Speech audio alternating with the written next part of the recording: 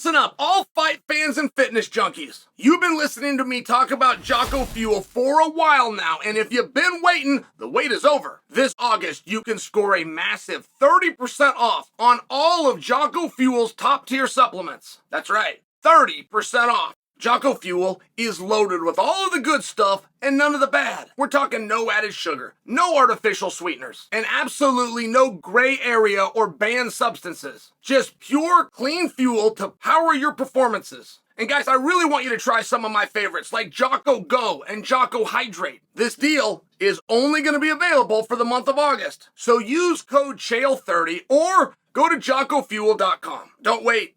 Fuel up with Jocko Fuel and crush your goals. Guys, click on the link below to make it happen. Turki Alalshikh.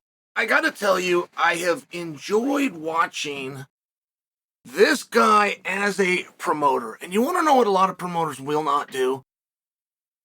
And businesses aren't sustainable, none of them. You gotta learn from your mistakes. Can we agree on that? You go and do a show, in this case on a Saturday night, Sunday's off, you get back to the office on Monday, you start talking about what did I do wrong? It's what every fighter does. Every fighter will get done with the competition and go sit down with his coach. And regardless of outcome, whether it's the outcome you wanted or adverse, you start looking within the performance for things that you could do different. You learn from your mistakes. Conor McGregor made famous an expression, you win or you learn. And though I don't know that he actually takes that with him, the phenomenon is correct. And I saw Alalshikh over the weekend has changed his pay-per-view prices to $19. Moving forward, they're going to be $19. Now, the first one that I bought each one that he's done for boxing. The first one was Francis and Fury. And I thought I paid $75, $74.99. I thought. If I'm wrong, it's right there. So this change to $19.99, it's very significant. You're talking about a 70% price reduction. And he doesn't have a fight coming up. This is super important that you understand this detail. He does not have a fight. He is not advertising these two guys on a certain date. And by the way, I'm slashing prices right there. He would have demoted those guys strongly, and he would have demoted his own product, even if it wasn't his intent. If his intent was just to get this to the consumer at a lower price, the order that you do it is the one that shows your intelligence to what we're doing, or you're not. So right now, whatever the next fight is, and the one after that, and the one following that, those guys have not been diminished. As a matter of fact, those guys will now be presented with something that is a lot more attainable. Their pay-per-view numbers are going to be a lot different. And you want to know why Turki is doing this? To combat piracy. Yeah, to combat piracy. Think of things that you don't steal. And you can't if you don't need to, right? The free bin. Have you ever seen the free bin? Well, you can't steal from the free bin. It's free. It would be impossible. And I understand piracy happens, but the extent that they will go to, it is one of the significant differences with the Ultimate Fighting Championship. It never gets talked about and it never gets discussed. But they have built-in infrastructures of security that is light years beyond the competition. The gentleman that jumped into space just recently for Masvidal and Diaz, just for example, got robbed so bad, and when he was breaking down his numbers, he just simply wasn't aware. Wasn't aware of what could happen through TikTok streams, through other sites, how good the kids are at doing this. And I bring that to you because Turki Alalshikh said, I'm doing this to combat piracy, that people won't feel a need. They won't have the same motivation to steal because his goal here was not to turn a massive profit. His goal was to bring a massive attention, to bring a massive viewership. And price point is every business's hardest decision. What is the price point? And this isn't a situation of where we can make a bunch of money, where we can go to the consumer and turn them upside down and shake their pockets. You also have a hard time getting somebody to commit to something if you give it away. That's a mistake, and we've seen other people do this too. They've tried to give something away.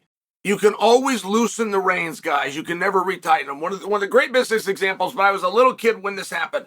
Burger King was convinced the Whopper was the best hamburger on the market. They just wanted people to try the Whopper, and they were convinced if you tried it, you're going to come back. I agree. That is an awesome fast food hamburger. I would always include it with cheese. They made them 99 cents. And here in Oregon, we don't have sales tax. So you want 5 Whoppers for lunch? Throw down $5. You're going to feed yourself and 2 of your buddies in the car. Really, really good deal. Now, Burger King was only going to do that for 3 months. They were just going to do it for a 3-month promotion. And they did. They changed all the signs and they changed the Whopper back, and it was a totally different price. I want to say it was like $2.89. I mean, it was significantly more than 99 cents. But what had happened is they brought so many new people in. Exactly what their goal was. Exactly what their goal was, to go get new customers to try this. They did. But those new customers didn't understand this was a deal because they were new customers. So when they changed the price from 99 cents back to $2.89, people quit buying Whoppers. They thought they were getting ripped off. Warren Buffett. Warren Buffett bought See's Candy for $80 million. It's now valued at over $1 billion. And when he was going to buy this, it was a very different business. Everything you're doing is storefronts that you're renting. You don't own the property. So you don't have a whole lot of things. You've just got your customers coming in, and his own advisors told him, well, how? What are you going to do? What do you know about candy? Like, what is it that you're going to bring to See's that could possibly up sales? What is it that you even know about this? And Warren said, I know that I'm a customer, and I know that I buy See's twice a year. I buy it around the holiday, and I buy it around Valentine's Day. And he said, the one thing that I noticed on the spreadsheet, the same one that his whole team looked at and said, this is a bad acquisition. He said, the thing that I saw from this spreadsheet that you guys missed is that the sales come in twice a year. The whole rest of the year, you're keeping those doors open to support the holidays and Valentine's Day. They said, yeah, we actually did notice that. What is your point? He said, my point is, I don't believe there's a consumer out there that knows what this candy costs. I believe if you go to a 7-Eleven, a Chevron, a convenience store, and you put a Snickers or a Twix or a Kit Kat up, it's 50 cents in all of them. That's what candy costs. You could go to a vending machine. It's a couple of quarters, and that's what you're going to get. Everybody knows that. He said, I don't think anybody knows what a pound of dark chocolate costs at See's Candy. You're not coming here because our chocolate's better. You're coming here because we wrap it better. That's it. You're coming in here because our box and presentation is better. It's a one-stop shop, and I don't think you know what you're paying. And once you park your car and you walk into the store, you waited in line and you're pot committed. I don't think when I tell you the price, you're going to walk out. And when you do walk out and think, well, that was more than I thought, I don't think it's not that you're not going to come back, because we're still the only place selling candy that wraps it in a beautiful box. That was his entire plan. He was going to take the prices they had and up them 80%. And his whole team said, you can't do that. You can't change the price of something 80%. He said, well, if I did change it 80%, what would I be changing it to? And there wasn't a single person on his team that knew. And he said, that's exactly my point. You don't know what this costs. It's a very big deal when you do price point.